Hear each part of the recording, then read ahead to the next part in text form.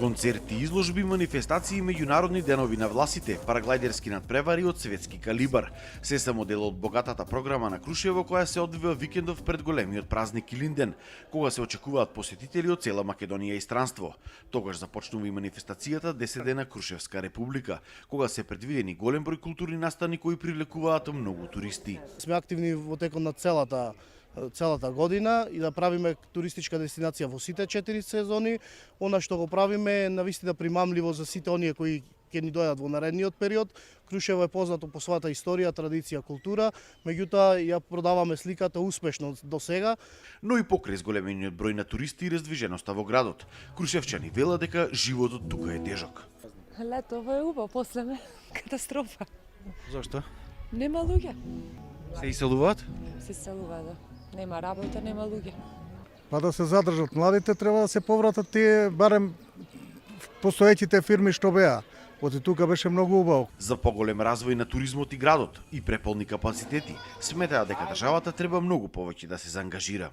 Повеќе да се заангажира власта да го заживее ова туристичко убаво место, ама не сум задоволен. Па прво да се направат добри патишта за да биде полесно да се дојде до Крушево. Да не треба 2,5 сати од Скопје да се дојде до Крушево. Се поработи на пропаганда, на инфраструктурата на самите места. Но и покрај иселувањето и големите проблеми, група млади ентузијасти од Младинскиот совет на Крушево се обидуваат да направат се што е можно, тие и нивните врсници да останат тук.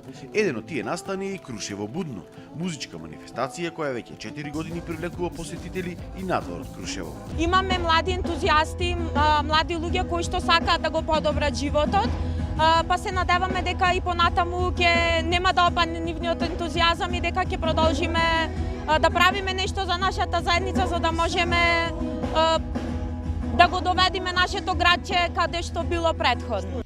Јас ја гледам тука еднината, како млад човек ја гледам тука еднината во мојот град.